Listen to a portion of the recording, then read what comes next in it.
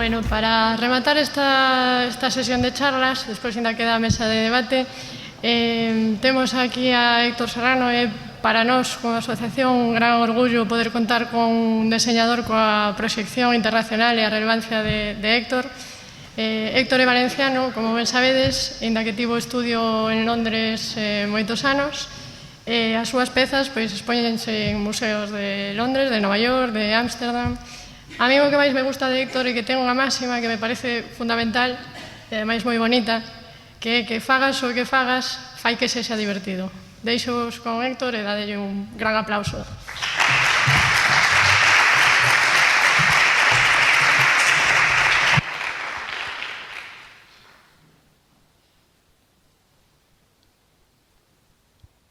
Bueno, hola a todos. Lo primero, gracias a DAC, a la Asociación de Diseñadores de aquí, por la invitación y el honor de venir. Una cosa curiosa es que cada vez que vengo a Santiago siempre llueve y no ha fallado. El día que llegué llovió. Pero bueno, siempre es una buena experiencia venir. Bueno, me gustaría empezar con... bueno, normalmente cuando haces una conferencia o cuando hago una conferencia siempre dejo el mejor proyecto para el final, para sorprender y para crear un poco de tensión. Y esta vez creo que lo voy a cambiar y voy a mostrar mi mejor proyecto al principio. Y es mi hija Maya. Aquí está. Y aparte de ser el mejor proyecto, la pongo porque significa bastante y ha significado bastante durante los últimos años también en el trabajo que hacemos en estudio, ¿no? Hemos empezado a hacer muchas cosas para niños. Dicen que los diseñadores cuando tienen un hijo siempre hacen algún juguete o siempre hacen algo para el niño. Y yo la verdad es que he hecho uno, pero luego hemos hecho un montón más, hemos repetido y seguimos haciendo, ¿no? Entonces es una fuente de inspiración continua. Al final tengo que pasar mucho tiempo con ella y creo que la mejor forma, consciente o inconsciente, es que me sirva como, entre comillas, investigación, quitándole la parte tan seria de ello, simplemente jugando con ella, ¿no? Y una observación sobre la foto es, evidente, lleva mis gafas, por eso se parece tanto a mí, no sé si habéis fijado. Y lo curioso es cómo coge las gafas. Como creo que eso lo haría cualquier niño de su edad, ¿no? Pero me parece interesante que lo que hace está enfrente mío y lo que hace es coger las gafas y darle la vuelta y ponérselas. Evidentemente las lleva mal, las lleva totalmente errónea, pero lo que me interesa es la ingenuidad, el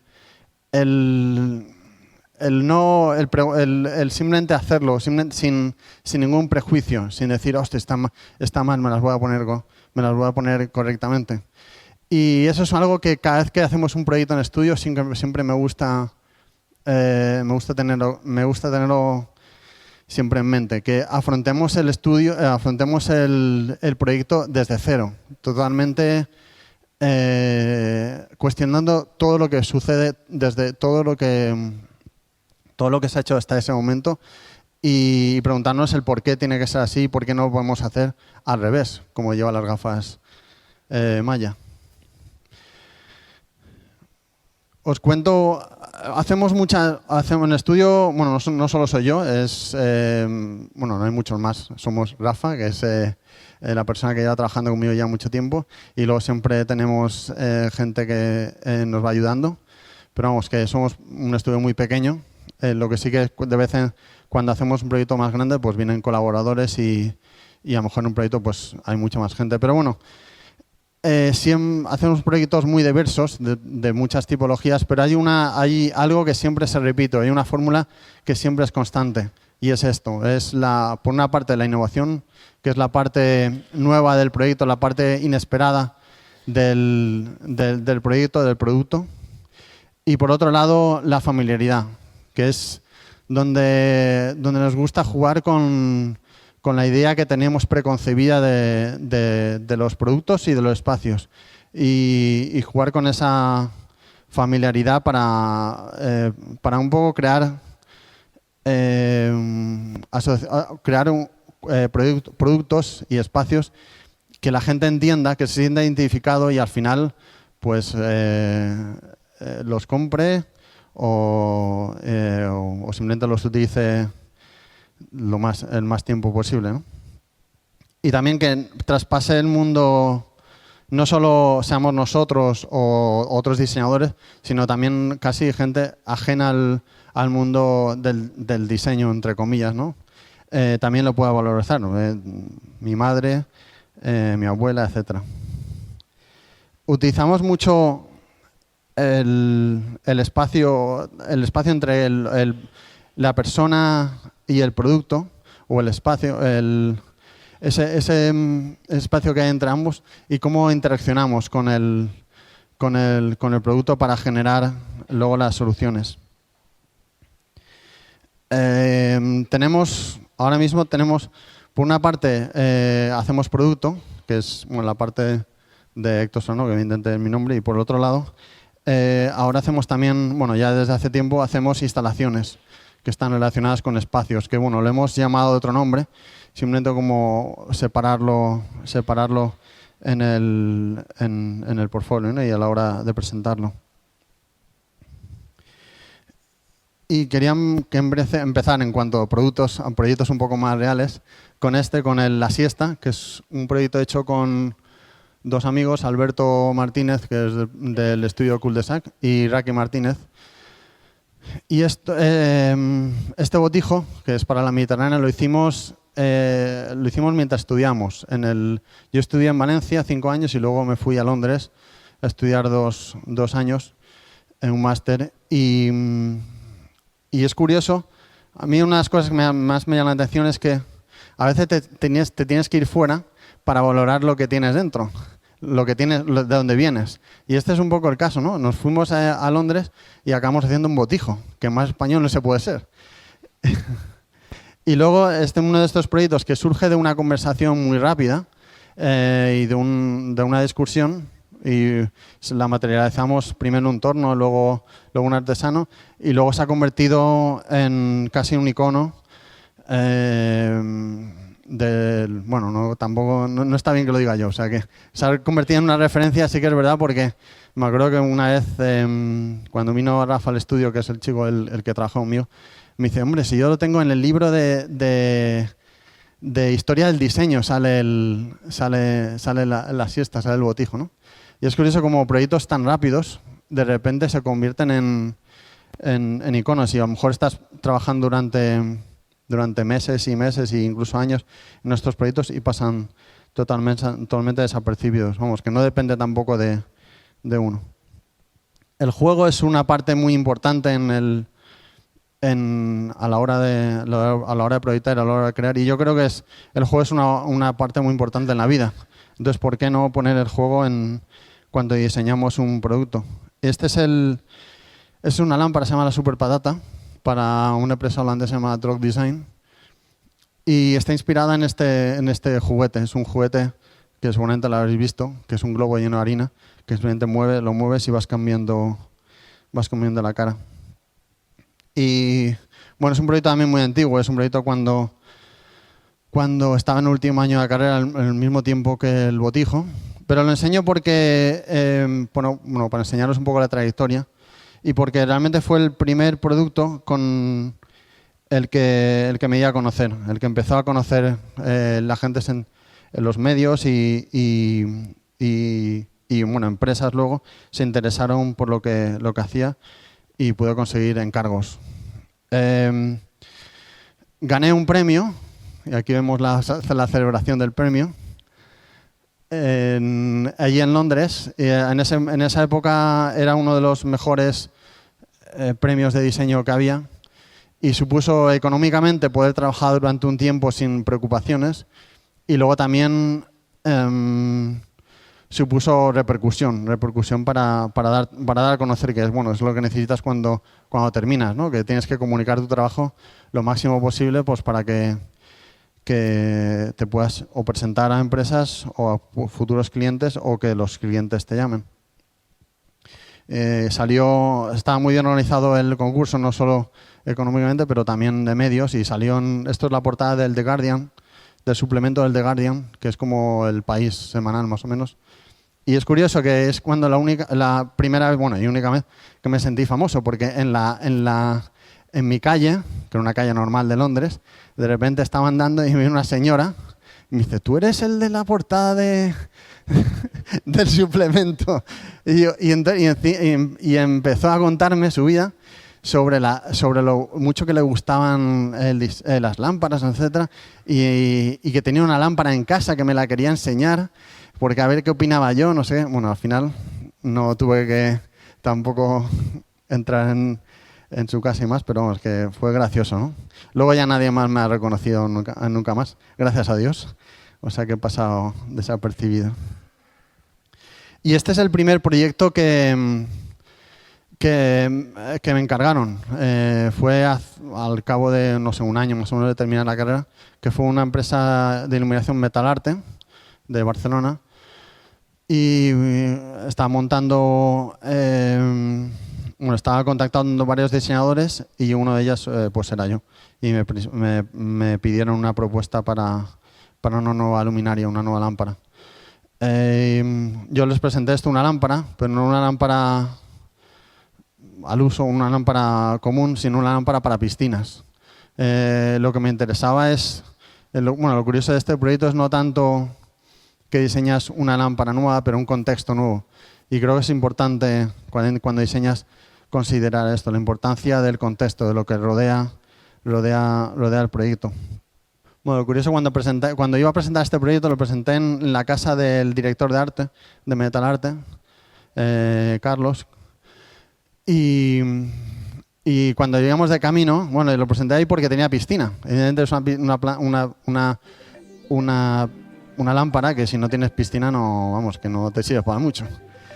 Entonces dije, bueno, hemos diseñado una lámpara, lo único es que es para piscinas. Dice, ostras, pues si es para solo piscinas, vamos mal, ¿no? Porque tampoco vamos a vender mucho, ¿no? Y digo, bueno, si conseguimos venderlas subientes a todos los que tienen piscinas, pues no estaría mal. Y bueno, cuando vieron el resultado sí que gustó y sí que apostaron por ello. Y al final, bueno, esto fue el resultado, que está hecho en rotomoldeo. Y de aquí viene un poco de dónde viene la idea, que es no sé si lo conocéis, esto es las lámparas de emergencia de los barcos que se tiran cuando un hombre se cae al agua, ¿no? Entonces al caerse se vuelven hacia arriba y se iluminan. Entonces en realidad lo único es juntar estos dos objetos y al final salió, este es de hecho el prototipo que enseñé a Metalarte. Y de ahí ya pasamos a desarrollar el proyecto. Yo de pequeño navegaba y supongo, a veces te pregunto, bueno, ¿y de dónde te inspiras? Y yo creo que es que no es que te sientes un día, hoy me voy a inspirar. Y yo creo que supongo que todas las experiencias que vives te afectan de una manera u otra, ¿no? Y supongo que a lo mejor, no lo sé muy bien si tiene algo que ver, pero de pequeño iba en barco y igual pues esto salió por ello o por casualidad, no lo sé muy bien. Y a veces los proyectos vienen de objetos totalmente mundanos, objetos que no tienen nada que ver del producto final que tienen. Y este es el ejemplo del siguiente proyecto, que es la lámpara V para Arturo Álvarez, que están ahí sentados. Que si no lo conoces, es una empresa de aquí, de Santiago, de Galicia. Y es muy buena empresa, muy buena gente. ¿Qué voy a decir, no? Y bueno, y me propusieron hacer una luminaria para ellos. Primero darles gracias por apoyarme cuando estaba casi empezando un poco y confiar en alguien como yo. Y salió un poco, el proyecto salió de este objeto. Yo, ya lo diré luego también, pero mi mujer es peluquera y tengo un montón, y de ir con ella a las tiendas de peluquería, que no sé si habéis ido alguna vez, pero son muy chulas, porque tienen muchas cosas muy curiosas. Entre ellas esta peineta, que simplemente se pone aquí, rollo futbolista famoso. Y me parecía, y cuando estamos en este proyecto, era uno de los objetos que tenía por el estudio. Yo suelo coleccionar cosas que me interesan por cualquier razón, desde estética como esto o por otras historias. Y de ahí surgió la lámpara, la V. Y bueno, es contaros, aquí no tengo las fotos de los prototipos, pero una anécdota que es curiosa es que el primer prototipo lo hicimos en el estudio, si no mal recuerdo, nosotros cortando cintas de papel. Y luego vine aquí a ver a Patricia y Arturo y montamos en una estructura que habían hecho ellos las lamas de papel y luego también otras lamas que habían hecho en Fomex, etc. Y lo que observamos es que el papel, por la tensión del papel, el papel tendía a curvarse hacia afuera. Y evidentemente cuando estaba pensando en la lámpara simplemente era recta, era una V perfecta. Y es curioso, cuando hicimos la maqueta del papel que curvaba, me pareció interesante esa tensión. Y de hecho modificamos, a mí me gustó, y al final decidimos dejar esa tensión y modificamos el 3D para que tuviese tensión. Y si te fijas ahora, la lámpara, aunque casi no se aprecia, pero sí que tiene una pequeña curva hacia afuera que crea ese volumen interesante. También tengo que decir que la hicimos primero en negro, no sé muy bien por qué, pero la hicimos en negro. Y luego cuando la hicimos en blanco me gustó mucho más. De hecho yo no la tengo en casa, pero vamos, me la quiero poner y me gusta siempre más, aunque ya tengo una en negro, pero quiero ahora una blanca. Bueno, el siguiente proyecto, también para Arturo Álvarez, no muestro más, no muestro más porque tampoco he hecho más para ellos.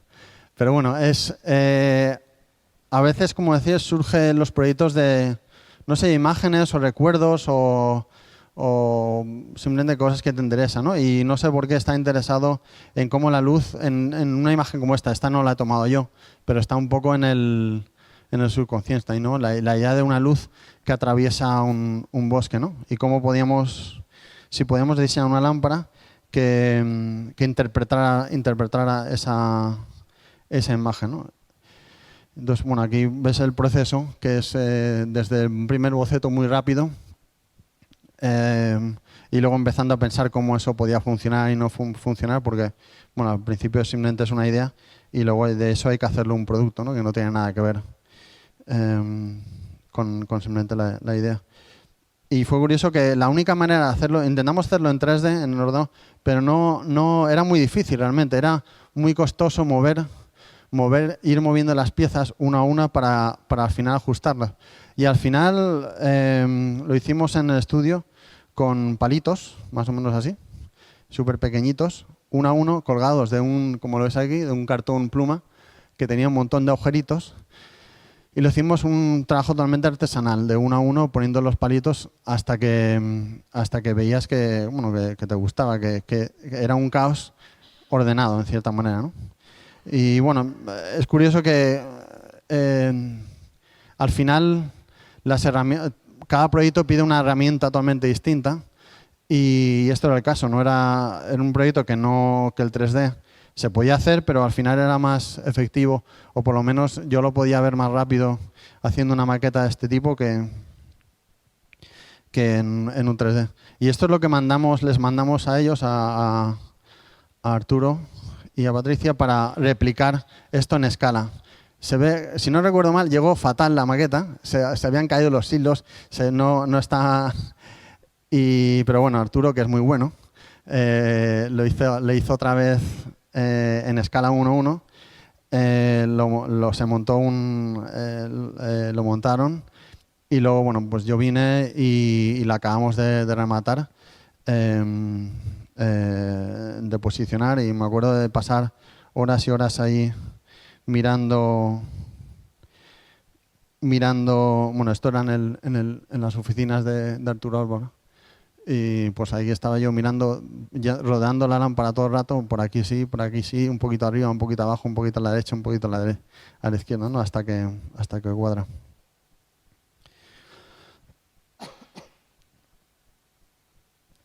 y cambiando totalmente como... os voy a enseñar productos muy diversos y esto es un ejemplo. A mí, a veces te preguntan cuál es el mejor proyecto que te pueden ofrecer o que has hecho. Y para mí lo mejor son los retos. Cuando haces un proyecto que nunca has hecho, para mí es realmente cuando es interesante y cuando me encanta, ¿no? Y este es el caso. Me pusieron unos amigos que son diseñadores de transporte, que han trabajado en marcas como Renault, Pininfarina, etcétera, y tenían sus estudios en ese momento. Querían presentarse a un concurso en Londres. Es curioso porque yo vivía en Londres, ellos vivían en España y se enteraron ellos antes que yo, hablando de la comunicación, ¿no? Y nos propusieron, me propusieron hacer el concurso con ellos para diseñar el nuevo autobús de Londres. Se trataba de diseñar el nuevo autobús de Londres basado en el Roadmaster, que es el autobús icónico de dos pisos de Londres. Desafortunadamente no ganamos el concurso, quedamos el segundo, pero bueno, ganaron Foster and Partners y ¿quién es? Y Aston Martin. O sea que no está mal, no quedar segundo. Éramos todo un equipo de españoles. Me acuerdo que fuimos a recoger la gala de recogida que eran en el Ayuntamiento de Londres y bueno, fue curioso, ¿no? Lo que hicimos con este proyecto es el Roadmaster es un autobús súper querido en Londres y cuando diseñas un nuevo autobús que tiene ese pasado tan fuerte y que la gente tanto quiere, queríamos tener un poco cuidado en el sentido de respetar de dónde viene, ¿no? Entonces trazamos una línea y casi en un extremo pusimos el Roadmaster tal y como era, y en el otro extremo un autobús totalmente nuevo, totalmente innovador, que no tuviese que hacer ninguna referencia con antiguo. Y queríamos encontrarnos un poco a mitad, ¿no? Y por eso al final son otros que recuerdan mucho a Roadmaster, pero donde innovamos donde creíamos que era posible y creíamos que deberíamos, ¿no? Como la ventana en diagonal que se convierte en un icono y celebra un poco también que el autobús tiene 2 pisos y también ilumina la zona más peligrosa de autobús de dentro, ¿no? Bueno, vuelta a los clásicos españoles. Este es el porrón que, bueno, esta imagen está cuando doy conferencias fuera de España, la pongo, pero para que la gente sepa lo que es un porrón, creo que vosotros lo sabéis, o sea que lo paso. Pero bueno, este es un encargo de la Mediterránea, la misma empresa que enseñamos el porrón. Y cuando empezamos este proyecto, bueno, era lo que os decía antes, de realmente cuestionarse el proyecto desde el principio. Si vamos a hacer un porrón del siglo XXI, ¿tiene sentido que lo hagamos simplemente una estilización del que existe o tenemos que reinventarlo? Evidentemente, antiguamente se utilizaba, el vino estaba en las vasijas, se pasaba al porrón y de ahí se bebía, ¿no? Pero ahora prácticamente casi todo el vino está embotellado, entonces no veíamos, seguramente si con un porrón normal acabarías tirando el vino de la botella al porrón. Entonces, ¿por qué no utilizar la botella como recipiente para ser parte de ese porrón? Y que simplemente te sirva, puedas beber directamente de la botella. También conseguías beber como el porrón por un lado y por el otro lado como decantador, porque aireabas un poco el vino. Esta es una imagen que me gusta porque es en Skype, por eso es el porrón del siglo XXI y fue la primera vez que lo probé en la Mediterránea, en la Ollería donde están sus oficinas, y abajo están la gente del estudio, ¿no? Como yo mostrándole, por fin lo hemos conseguido, funciona, parece que funciona. Y de hecho esto es la prueba de que funciona. Esto vemos el contexto natural de este objeto, la fiesta La comida familiar, la paella. Bueno, mi familia. Y seguimos trabajando para ellos, esto es otro producto, para también la Mediterránea, que eran los tarros. En este caso, ¿por qué no diseñar un tarro que en lugar de que no solo sea funcional, pero que hable de mostrar? ¿Y por qué no basarlo en un objeto como un florero, ¿no? Y mezclar esas dos tipologías en uno. Y eso surgieron los tarros Natura. Esta es el comienzo también de otro proyecto. Es un frame de la película de Ridley Scott. Ahora no me acuerdo la película. No sé si... no me acuerdo. Pero bueno, os lo diré más tarde, seguramente me aparecerá. Pero bueno, ¿cómo? Sí, exacto, gracias. Y bueno, no sé por qué, bueno, me interesó la armadura, aunque en realidad es una textura que encuentras en muchos sitios, como tejados, etcétera. Pero bueno, me llamó la atención y pensamos por qué no podíamos hacer un producto basado en esa imagen que bien es familiar para todo el mundo. Todo el mundo tiene un poco esa imagen de verla repetida en muchos sitios, ¿no? Y de ahí surgió Carmen, que es esta lámpara para la empresa italiana Fontana Arte. Y bueno, lo que habéis visto es el producto final. Esto fue el principio y como todo producto nace totalmente ignorante o inocente, en el sentido que se dibuja, pero hay muchas incógnitas y muchas cosas que se van descubriendo en el camino, ¿no? En este caso, en el dibujo era totalmente inviable el proyecto porque era una composición de no sé cuántos miles de discos que cuando lo hicimos en 3D el ordenador ya no podía más. Se colgaba todo el rato, o sea que ni siquiera en 3D era casi posible, ¿no? Y que luego poco a poco llegábamos a la realidad, ¿no? Entonces, pero empezamos con esta imagen, ¿no? Esta fue la primera imagen que empezó donde se veía que bueno, este proyecto podía tener potencial, ¿no? Y esto es lo que Fontana Arte vio y con esto es cuando decidieron apostar y ir a por ello.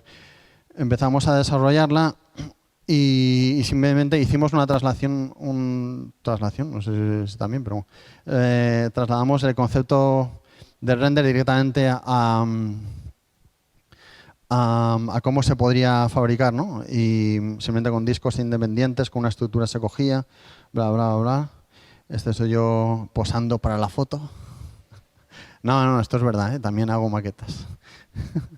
Y bueno, lo primero, evidentemente, cuando haces una lámpara, la calidad de la luz es súper importante y nos interesaba empezar a probar cómo se podría filtrar la luz a través de estos discos, ¿no? Esto es una de las primeras maquetas que hicimos.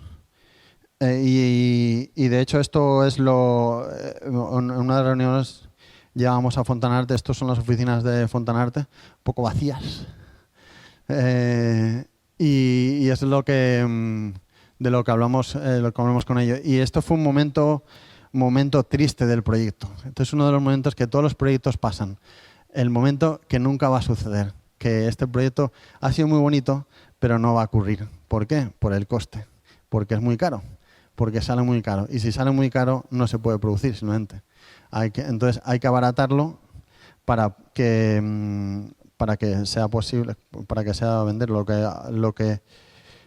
habla de diferencia entre una idea y un producto, ¿no? Un producto tiene que tener un coste, tiene que tener un precio y tiene que ser relacionado al valor de ese proyecto, ¿no? Estas lámparas, al final, bueno, como casi todos los productos, antes de hacerlo ya se sabe cuánto tiene que valer. Y si vale más de X, por muy bonita que sea, no se va a vender.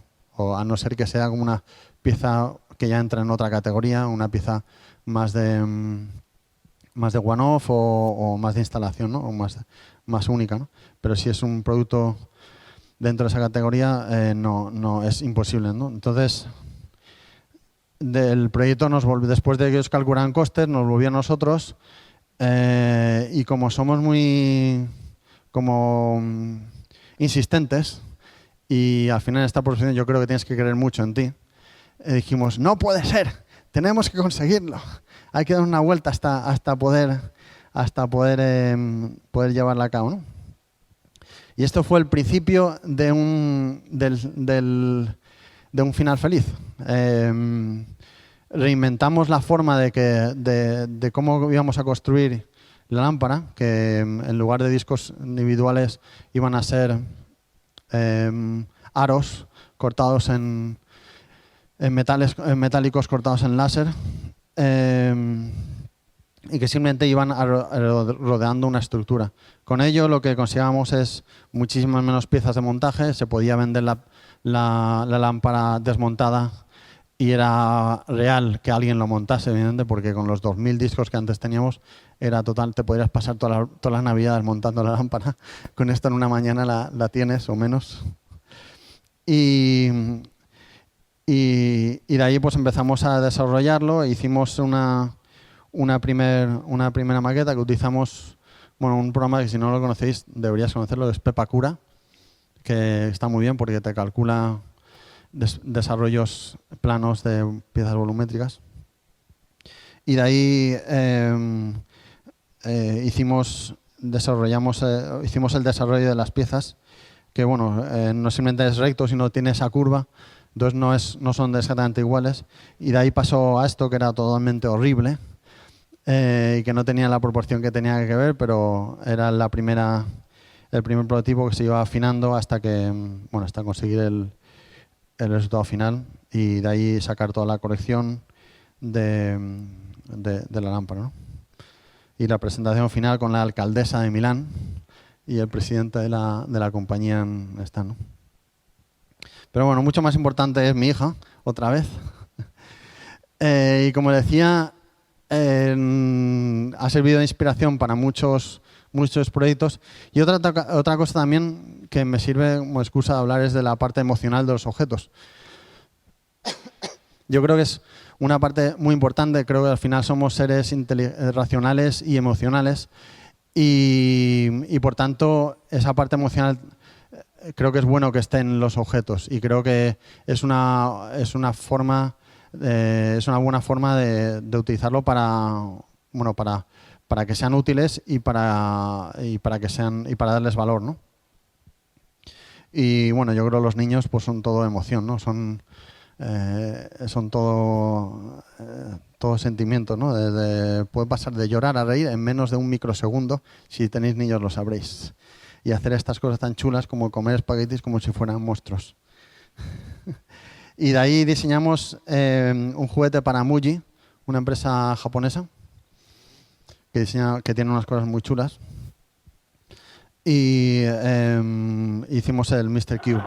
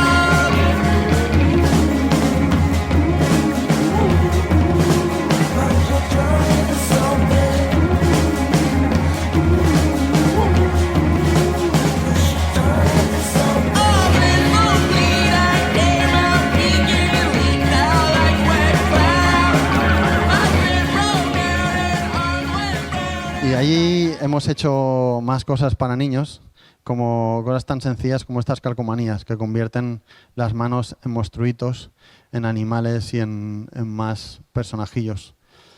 Evidentemente es jugar, todo el mundo se ha dibujado de pequeño la mano, ¿no? para hacer un personaje, ¿no?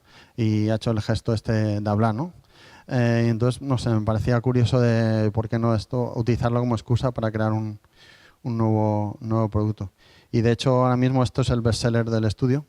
Se ha vendido más de 1 millón de unidades y se sigue vendiendo por todo el mundo, y es casi mucha gente me dice porque lo ve en Australia, que lo ven en Noruega, en Estados Unidos, etcétera, ¿no? Es curioso como algo tan sencillo y que al final, bueno, da mucha alegría, ¿no? Que al final la gente lo compre y le guste y lo disfrute, como mi sobrina aquí disfrutando de... Esto es en una comida familiar que los llevé y no sé si disfrutaron más los mayores que los niños, porque los mayores acabaron con los tatuajes, no en la mano, sino en todo el cuerpo. Pero bueno. Y ahí seguimos haciendo más cosas para niños, como los Airheads. Y la verdad es que no sé, algo me pasó en la infancia, porque tengo una fascinación con los globos, increíble. No sé si os fijo, pero ya he enseñado por lo menos un proyecto basado en globos, y ahora os voy a enseñar más todavía, ¿no? Para mí el globo es un objeto mágico, ¿no? El látex es uno de los materiales que se expande más, que puede pasar de ser muy pequeñito a ser súper elástico, ¿no? Muy grande. Y el globo, un objeto que es así de pequeño y que pues se puede convertir así de grande, ¿no? Es algo fascinante. Y no sé si viene de esa fascinación, pues viene estos personajes, ¿no? Que te vienen, el papel tiene plegado y montas los animales, ¿no? Y te encuentras con familias que te mandan por email fotos de su familia que ha montado los globos. No los conozco nada, pero están súper contentos en montarlo, ¿no? Y bueno, un email súper bonito de simplemente de lo que habían pasado buena tarde con los Airheads. Pero también hacemos cosas serias, como muebles. Y este es el caso. Bueno, aparte de esto hacemos muchos más, pero bueno, este es uno de los últimos proyectos, que es el Sail, un puff para Gandia Blasco.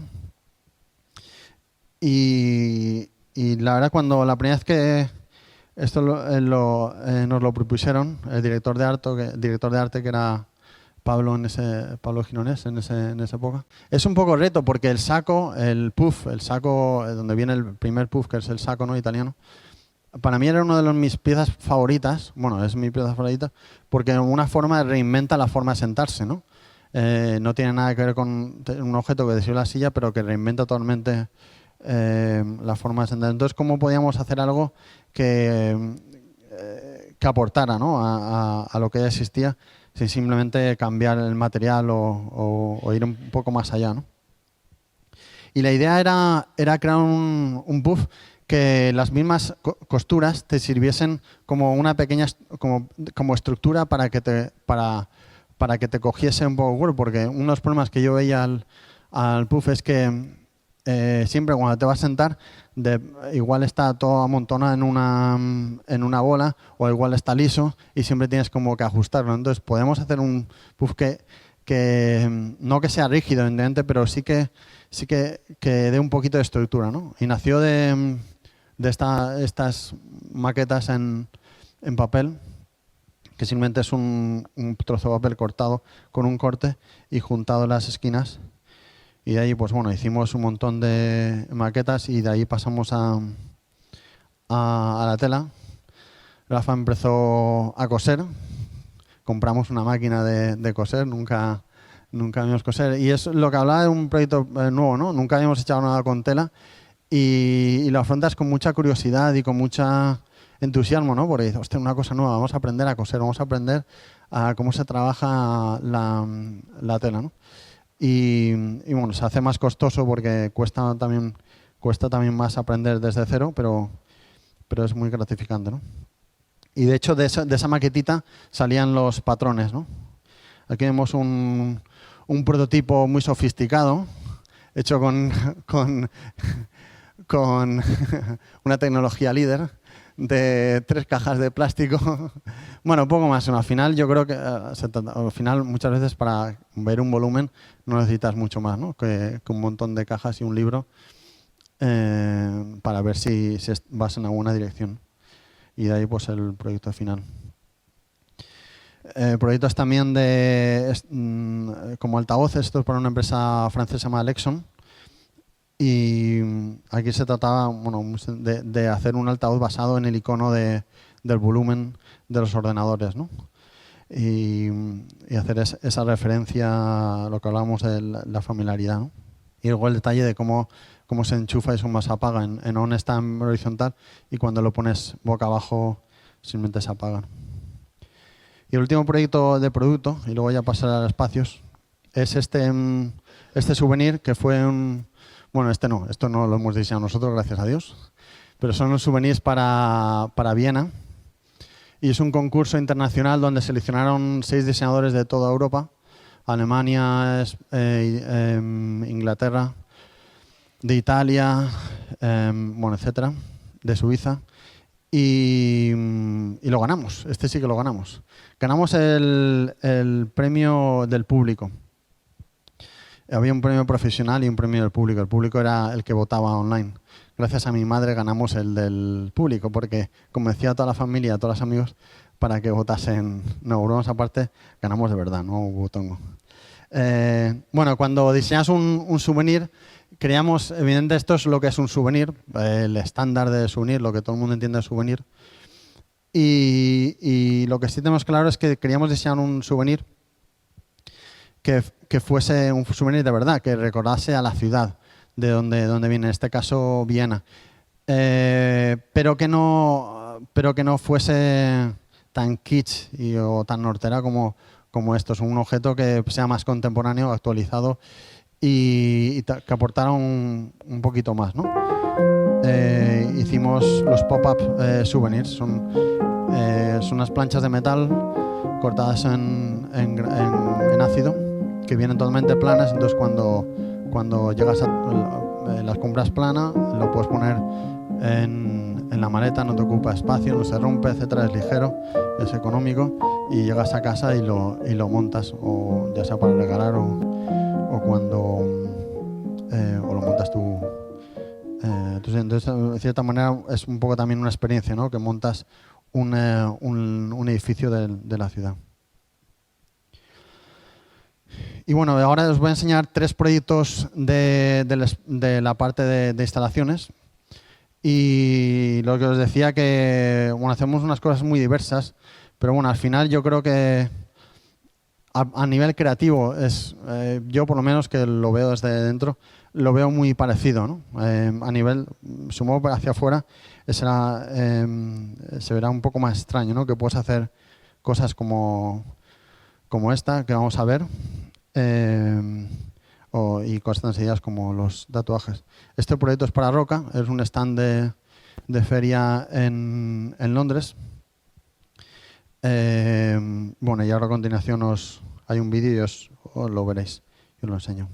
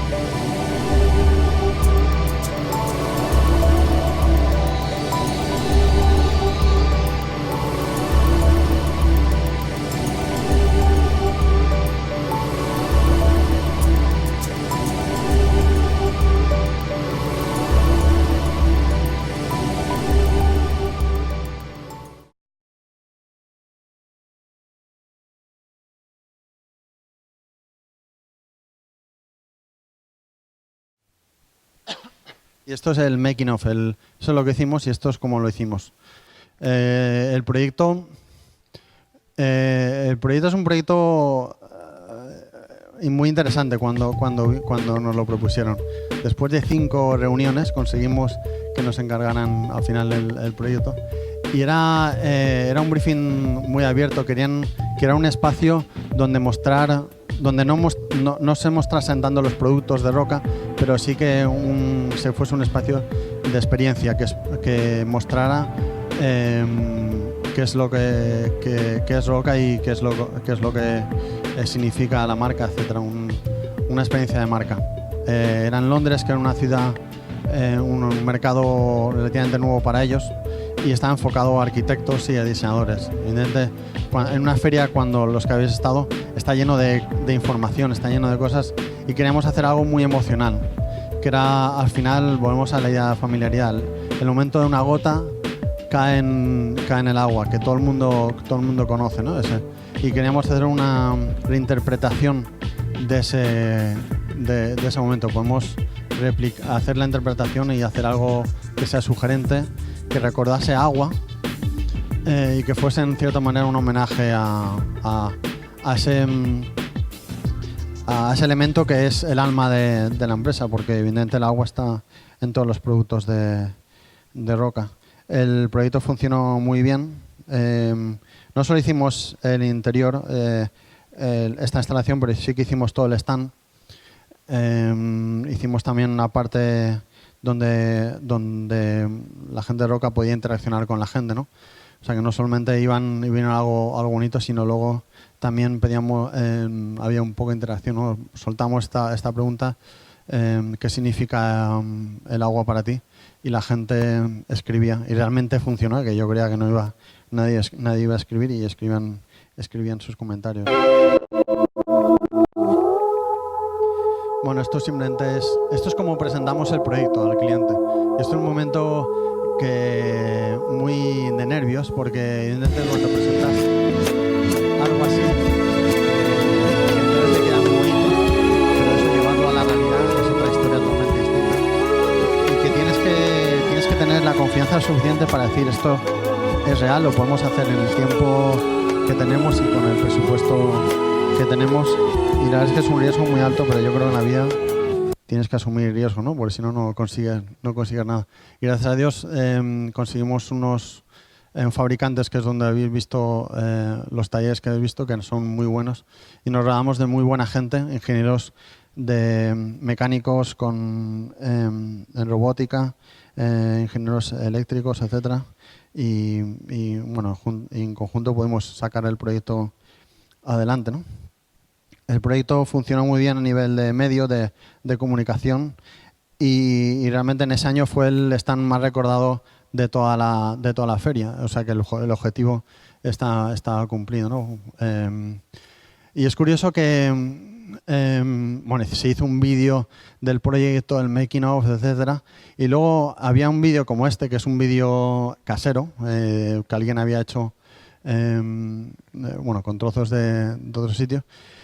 Y empezó a recibir visitas y hasta ahora tiene esas 600.000 visitas, que comparado con el gato que salta y hace el mono, no es nada, porque seguramente tiene millones, pero para un proyecto así de diseño son muchas visitas. Y gracias a esto, ha servido para promocionar Roca, pero también promocionar nuestro trabajo, y entonces vino más trabajo sobre instalaciones. En este caso era para un festival de música. Y nos encargaron de hacer una instalación, algo para un festival de música, y acabamos haciendo esto.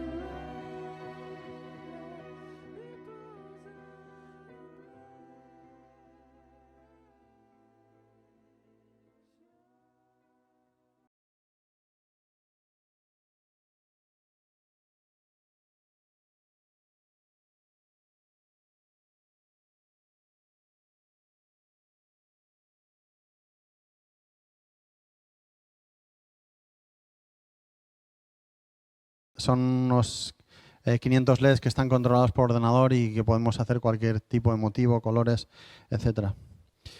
Y el último proyecto, y con esto me despido, bueno, me despido, voy a estar luego aquí, pero que con esto termino, es la misma empresa que organizaba ese festival.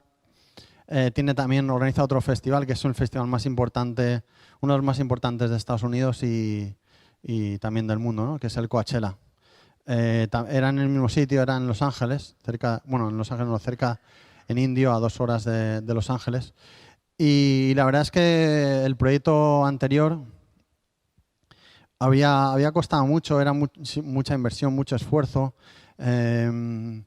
y era un poco reticente en meternos otra vez en otra aventura así, porque no quería que mi vida durase y que no me diese ningún infarto, ¿no? Pero bueno, me enteré que iba a ir David Hasselhoff, y entonces dije, si va él, yo no me lo puedo perder. Y es cierto, fue con el coche fantástico. Entonces decidimos hacer algo para el festival, ¿no? Hicimos The Dome, utilizando un poco el conocimiento que hayamos adquirido del proyecto. Queríamos hacer algo, si Boreal era algo que veías desde fuera, ¿por qué no hacer algo que pudieses experimentar desde dentro y meternos dentro de este Zeppelin? En este caso utilizamos una estructura geodésica de metal y para que la gente estuviese dentro y pudiese ver todos los efectos de luces. Bueno, estas son las primeras maquetas que hicimos, ¿no? Evidentemente, cuando empiezas con lo que decía antes, ¿no? La información es un poco abstracta hasta que te vas acercando al final, ¿no? Siempre vas calculando las tipo de esferas que necesitas, etc. Y esto es un poco el principio del sistema que íbamos a utilizar. Lo curioso también es que para poder crear así teníamos el mismo problema del transporte. ¿Cómo crear algo tan grande ahorrándonos el transporte y el volumen? Esto estaba pensando en una estructura geodésica que cualquier país del mundo la puedes alquilar porque es algo estándar, y de hecho contactamos suministradores locales para que nos suministraran esa estructura. Nosotros lo planteamos y el proyecto creo que tenía al principio tenía unos 3 metros o 4 metros de diámetro, era relativamente pequeño. Y el cliente nos dijo, ostras, pero si nosotros tenemos ya la estructura geodésica, lo único es que es 3 veces más grande de lo que habéis dicho vosotros. Y era una estructura de unos 30 metros de diámetro y 15 metros de alto. Entonces simplemente apretamos al botón del ordenador de repetir y lo repetimos en mucha más cantidad. Pero bueno, evidentemente no es tan sencillo como eso porque se complica muchísimo más en cuanto a costes. Y ya no podíamos utilizar globos de látex como habíamos utilizado en el otro, sino que producimos esferas las pelotas de playa que veis normalmente, son pelotas de PVC, pero las producimos especialmente para el proyecto. Conseguimos un suministrador, el mismo suministrador que teníamos en Inglaterra, teníamos su contacto en China. Y lo tuvimos que hacer en China porque no había manera de conseguir un precio razonable. De hecho, hablamos con suministradores aquí en España, en Barcelona, y cuando le dije que necesitábamos 1.500 esferas de plástico, me dijo, no lo vamos a hacer, no, tranquilo que no podemos hacerlo. Y dijo, ¿pero por qué? Y el precio era más de 10 veces más que lo podía hacer en el suministrador chino. Y lo tuvimos que hacer allí con todo el riesgo que conlleva, ¿no? De hacer algo que tiene un tiempo muy limitado. Y al final acabamos haciendo las esferas en China, las LEDs en Inglaterra y todo el desarrollo técnico en España. Y bueno, esto era el esquema de cómo lo íbamos a hacer. Y esto es el testeo. Antes de enviar las pelotas de China a España, nos mandaron la fábrica esta imagen, ¿no? Que no me creía que es que las testeaban una a una. Y tengo que decir que las hicieron perfectas. Ninguna salió hinchada, todo salió perfecto, ¿no? Gracias. Llegó todo todo a tiempo, porque todo se enviaba directamente a Los Ángeles para ahorrar tiempo, etcétera. Bueno, la última imagen, y os dejo con un vídeo, que pues aquí ves a Rafa a la derecha y Moritz, que es un colaborador que participó en el desarrollo técnico del proyecto. Y bueno, que es muy importante rodearse de buena gente que sepa trabajar, y al final también delegar también en alguien en gente que pueda hacer tu trabajo mucho mejor incluso de tú, de uno mismo, ¿no? Y al final el también pasárselo bien, ¿no? En este proyecto sufrimos también mucho, pero también nos divertimos mucho, porque como dije, hicimos todo el montaje, incluso aprendimos a utilizar este tipo de grúas. O sea que si alguien tiene alguna dificultad en utilizar grúas, también es utilizar este tipo de grúas. Y bueno, que en la vida tienes que aprender un poco de todo, ¿no? Para seguir adelante. Y os dejo con el vídeo del proyecto. Gracias.